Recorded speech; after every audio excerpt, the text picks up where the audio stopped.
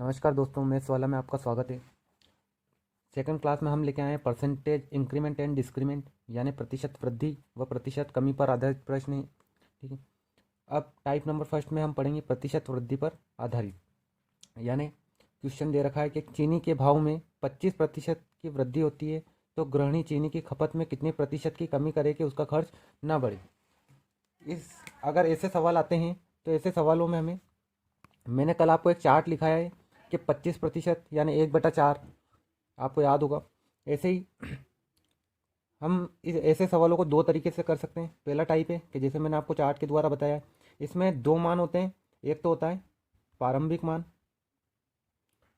मान और एक होता है अंतिम मान। प्रारंभिक मान किसे कहते हैं हम, कि जो किसी वस्तु की अगर मान लो कि कीमत है कि आप वहाँ से किसी वस्तु को 100 रुपये में खरीद के लाए तो वो प्रारंभिक मान है।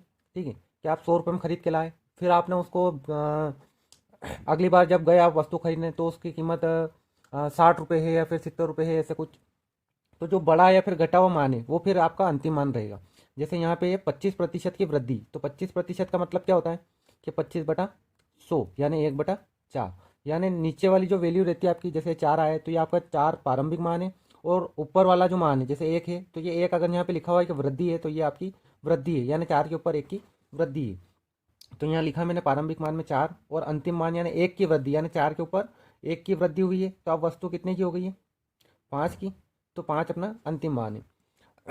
तो अब आगे चलते हैं हम, कि यहाँ पे मैंने रखा है कि अंतर कितने का है।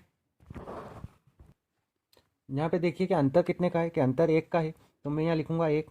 ठीक है, हमेशा यहाँ पे जो आएगा बटा में, यहाँ पे हमेशा अंतिम मान रखा जाएगा। ठीक है, चाहे कौन सा भी सवाल है। तो यहाँ पे मैंने अंतिम मान रखा है 5। ठीक है, और यहाँ पे दिया गया है कि चीनी की खपत में कितने प्रतिशत की कमी करें ताकि उसका खर्च ना बढ़े, यानी यहाँ पे प्रतिशत में उत्तर बताना है। तो प्रतिशत में ज्ञात करने के लिए हमें 100 से गुणा करना है। मैं गुणा करूँगा तो ये आएगा 5 दूना 10 यानी 20%। ठीक है, अब इसको हम दूसरी तरीके से कैसे कर सकते हैं, ये तो है पहला तरीका। और दूसरा तरीका ये है कि यहाँ लिखा है कि हमेशा मैंने बताया आपको कि प्रारंभिक मान हमेशा 100% होता है। ठीक है दोस्तों, प्रारंभिक मान को हमेशा 100% मानना है। अब यहाँ पे दिया गया है कि चीनी के मूल्य में 25% की वृद्धि हुई, यानी उससे पहले का जो मान था वो था हमारा 100%। 100% में 25% की वृद्धि हुई है, तो मुझे यहाँ पे 25 ऐसा कैसा लिखना है। ठीक है, अब चीनी के मूल्य में 25% की वृद्धि हुई, यानी 100 में 25% की वृद्धि हुई तो 100 से 125 हो गया, तो अब वो 125 नीचे आएगा। इंटू, अगर प्रतिशत में ज्ञात करना है तो इसको 100 से गुणा कर दो, यानी 25 एकम 25, 25 पंजे 125, 5 एकम 5, 5 दूना 10, 0, यानी ये फिर से 20%। ठीक है दोस्तों, अब अगला सवाल की तरफ चलते हैं। यहाँ पे लिखा हुआ है कि चीनी के भाव में 20% की वृद्धि होती है तो उपभोक्ता चीनी की खपत में कितने प्रतिशत की कमी करे कि उसका खर्च ना बढ़े। आइए करते हैं। पहला वो का वही तरीका है कि प्रारंभिक मान और अंतिम मान। प्रारंभिक 20% का मतलब क्या होता है कि 20/100, यानी ये प्रतिशत हटेगा तो बटे में 100 आएगा। 20 एकम 20, 20 पंजे 100, यानी 1/5। तो यानी प्रारंभिक मान है अपना 5, प्रारंभिक मान है 5, और इसमें यहाँ वृद्धि लिखी हुई है तो वृद्धि हुई है 1 की, यानी 5 के ऊपर 1 की वृद्धि है।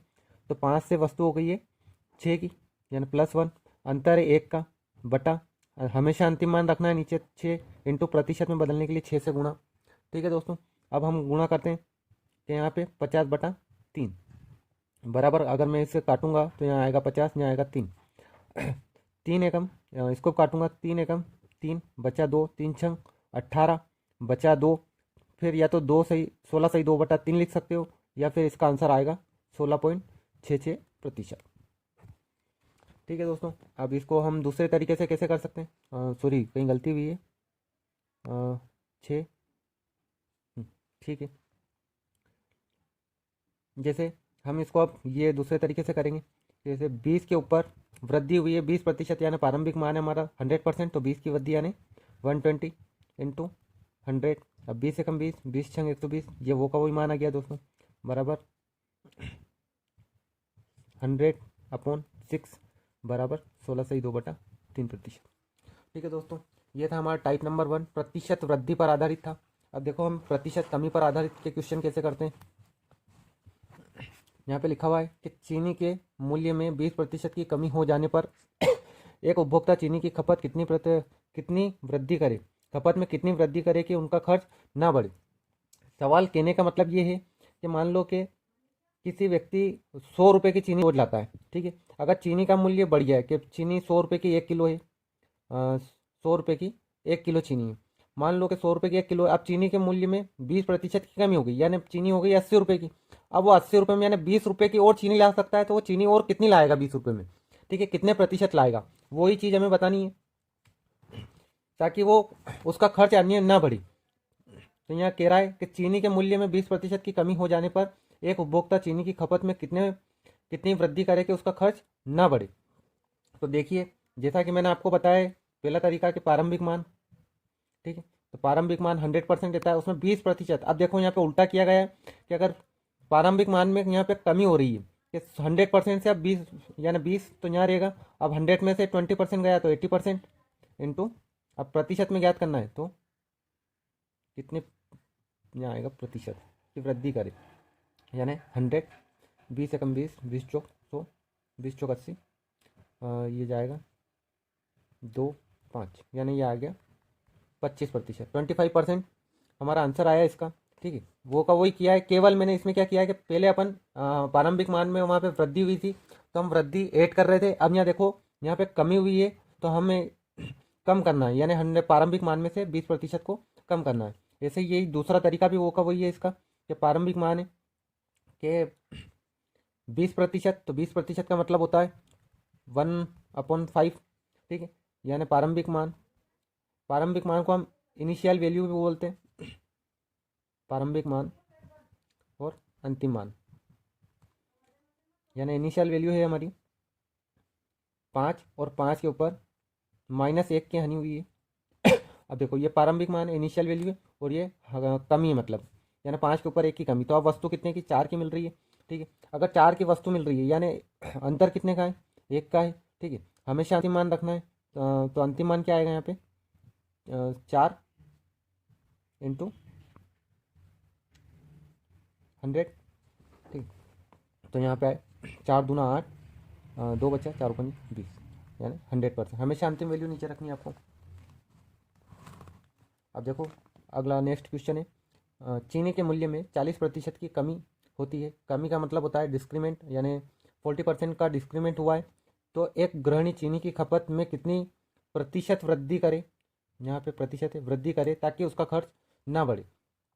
सेम वो का वही पैटर्न है, जैसे 40 में यहाँ पे कमी हुई है तो 100 में से 40 गया तो यहाँ आएगा 60 इंटू 100, ठीक है।